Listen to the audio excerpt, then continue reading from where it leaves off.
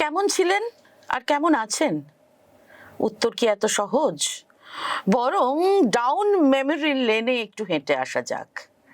2008 সালের 3রা অক্টোবর রতন টাটার একটি মন্তব্য আজ আবার পশ্চিমবঙ্গের শিল্প রাজনীতির আলোচনায় ফিরে আসছে। সিঙ্গুরে ন্যানো কারখানার জন্য জমি অধিগ্রহণের বিরোধিতায় তখন জোরদার আন্দোলন চলছে। সেই সময় টাটা বলেছিলাম বন্দুক ঠেকালেও যাব না, কিন্তু ট্রিগার টিপে দিলেন। এই কথার মধ্যেই লুকিয়েছিল এক বড় শিল্প প্রকল্পের রাজ্য ছাড়ার আক্ষেপ। তারপর বহু বছর কেটে গেছে, রাজ্য সরকার বদলেছে, আদালতের রায় সিঙ্গুরের প্রায় তৈরি কারখানা ভেঙে দেওয়া হয়েছে, কিন্তু প্রশ্ন রয়েই গেছে। সেই জমিতে না হয়েছে শিল্প, না চাষ। ন্যানো প্রকল্পের বিদায় রাজ্যের শিল্প পরিবেশে দীর্ঘ ছায়া ফেলেছে। নতুন সরকারের শাসনকালেও বড় গাড়ি শিল্প বা সমমানের বড় উৎপাদন কারখানা খুব একটা চোখে পড়েনি, এমন অভিযোগ বিরোধীদের। এর প্রভাব পড়েছে কর্মসংস্থানে, বিশেষ করে শিক্ষিত তরুণদের হোয়াইট কলার ও ব্লু কলার চাকরির ক্ষেত্রে। বিকল্প হিসেবে ছোটখাটো ব্যবসা, খাবারের স্টল বা ক্ষুদ্র উদ্যোগকে অনেকে বাধ্য হয়ে বেছে নিচ্ছেন, এই কটাক্ষও কম নয়। একটি বড় গাড়ি কারখানা শুধু মূল উৎপাদন কেন্দ্র নয়, তার সঙ্গে গড়ে ওঠে বহু অনুসারী শিল্প, যন্ত্রাংশ, পরিবহন, ক্যান্টিন, লজিস্টিক্স, আবাসন, সব মিলিয়ে হাজার হাজার কর্মসংস্থান তৈরি হতে পারে। গত 1.5 দশকে এই ধরনের বড় শিল্প প্রকল্পের অভাব রাজ্যের অর্থনীতিতে যে প্রভাব ফেলেছে সেটা বলাই বাহুল্য। যদিও এই তো জানুয়ারি মাসে সেই সিঙ্গুরেই সভা করতে এসে শিল্প নিয়ে নিশ্চুপে ছিলেন ভারতের প্রধানমন্ত্রী নরেন্দ্র মোদী। শিল্পের জন্য জমি অধিগ্রহণের বিরোধিতায় মমতা বন্দ্যোপাধ্যায়ের আন্দোলনের জেরে টাটার গাড়ি কারখানা যখন সিঙ্গুরের ঝাঁপ গুটিয়ে গুজরাতের সানন্দে উঠে গিয়েছিল, সেই সময় গুজরাটের মুখ্যমন্ত্রী ছিলেন নরেন্দ্র মোদী। সেই সময়ই টাটা গোষ্ঠীর কর্ণধার রতন টাটা মমতাকে ব্যাড এম এবং মোদীকে গুড এম বলে তকমাও দিয়েছিলেন। সেই ঘটনার প্রায় 2 দশক পর প্রধানমন্ত্রী হিসেবে হুগলি সিঙ্গুরের মাটিতে দাঁড়িয়ে কিন্তু সরাসরি শিল্পায়নের বার্তা দিলেন না মোদী। যদিও তার আসার আগে পশ্চিমবঙ্গের বিরোধী দলনেতা শুভেন্দু অধিকারী এবং কেন্দ্রীয় প্রতিমন্ত্রী সুকান্ত মজুমদার সিঙ্গুরে গিয়ে ঘোষণা করেছিলেন রাজ্যে ক্ষমতায় এলে তারা টাটাকে ফিরিয়ে আনবেন। ফলে প্রধানমন্ত্রীকে ঘিরে বাড়তি প্রত্যাশা ছিলই। সিঙ্গুরে প্রধানমন্ত্রীর মঞ্চেও বিজেপির রাজ্য সভাপতি শ্রমিক ভট্টাচার্য প্রথমে বলেছিলেন, আমরা কৃষি শিল্পের সহাবস্থান চাই। সিঙ্গুরের মানুষ জমি ফেরত পেলেও ফসল ফেরত পাননি। রাজ্যের উন্নয়নের জন্য ভারী শিল্প দরকার।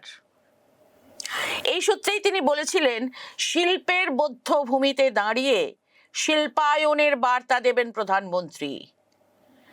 কিন্তু কোথায় কি সরাসরি সেই পথে হাঁটলেনই না মোদী। মনে রাখতে হবে, সেই সময় মমতা সিঙ্গুর আন্দোলনে পাশে পেয়েছিলেন আজকের বিরোধী দল বিজেপিকেও।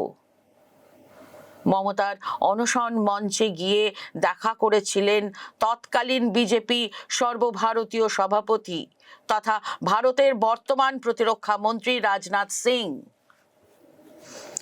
যাই হোক, এখন অবশ্য রাজ্য সরকার দাবি করছে বিভিন্ন ক্ষেত্রে বিনিয়োগ আসছে। উৎপাদন, লজিস্টিক্স, পরিষেবা, তথ্য প্রযুক্তি সব জায়গাতেই নাকি কাজ এগোচ্ছে। দেউচা পচামিতে কয়লা প্রকল্প, অশোকনগরে তেল উত্তোলন, সেমিকন্ডাক্টর হাব তৈরির সম্ভাবনার কথাও বলা হচ্ছে। ছোট, ক্ষুদ্র ও মাঝারি শিল্পে বিনিয়োগের অঙ্ক প্রায় 1.5 লক্ষ কোটি টাকা বলেও দাবি করা হয়েছে। বিশ্ব বাংলা বাণিজ্য সম্মেলনের মঞ্চ থেকে সরকার জানিয়েছে, গত 7টি সম্মেলনে প্রায় 19.51 লক্ষ কোটি টাকার বিনিয়োগ প্রস্তাব এসেছে। তার মধ্যে 13 লক্ষ কোটি টাকার কাজ নাকি বাস্তবায়িত হয়েছে। শুধু 8ম সম্মেলন থেকেই প্রায় 4.40 লক্ষ কোটি টাকার প্রস্তাব এসেছে বলে দাবি। কিন্তু বিরোধীদের বক্তব্য, বাস্তবে নতুন কোনো কারখানার চিমনি থেকে ধোঁয়া উঠতে দেখা যায়নি। তাজপুরে গভীর সমুদ্র বন্দর, সৌরভ গাঙ্গুলির ইস্পাত কারখানা, সব ক্ষেত্রেই কাজ থমকে রয়েছে। তাজপুরে আবার দরপত্র ডাকা হলেও কাজ শুরু হয়নি। ইস্পাত কারখানার অবস্থাও একই। তেল বা কয়লা প্রকল্প নিয়েও যদি কিন্তু এসব চলছে। তথ্য প্রযুক্তি ক্ষেত্রেও যে পরিমাণ বিনিয়োগ আসার কথা ছিল, বাস্তবে তা অনেক কম। বিনিয়োগ প্রস্তাবের কতটা কার্যকর হয়েছে তা নিয়ে শ্বেতপত্র প্রকাশের কথা উঠলেও এখনো তা প্রকাশিত হয়নি। নতুন সরকারের প্রায় 15 বছরের শাসনকালেও বড় কোনো গাড়ি শিল্প তো দূরের কথা, মাঝারি শিল্পও কতটা এসেছে তা নিয়ে প্রশ্ন রয়েছে। আর তার সরাসরি প্রভাব পড়ছে কর্মসংস্থানে, বিশেষ করে হোয়াইট কলার ও ব্লু কলার চাকরি, যেখানে শিক্ষিত তরুণরা কাজ পান, সেই ক্ষেত্রগুলো সেভাবে বাড়েনি। বিকল্প হিসেবে চা, চপ, ঘুগনি বিক্রির মতো ছোট উদ্যোগকেও কর্মসংস্থানের পথ হিসেবে তুলে ধরা হচ্ছে। বিরোধীদের কটাক্ষ, শিল্পের ধ্বংসাবশেষের মধ্যেই মিশে রয়েছে রাজ্যের ভবিষ্যৎ। ন্যানোর মতো একটা গাড়ি কারখানা কি ধরনের কর্মসংস্থান তৈরি করতে পারে তা সহজেই বোঝা যায়। মূল কারখানার পাশাপাশি তৈরি হয় বহু অনুসারী শিল্প, সেখানে কয়েক হাজার মানুষের কাজের সুযোগ হয়। সঙ্গে থাকে ক্যান্টিন, পরিবহন, কেটারিং, আবাসন, দোকান, বাজার, সব মিলিয়ে একটা গোটা এলাকার অর্থনীতি ঘুরে দাঁড়ায়।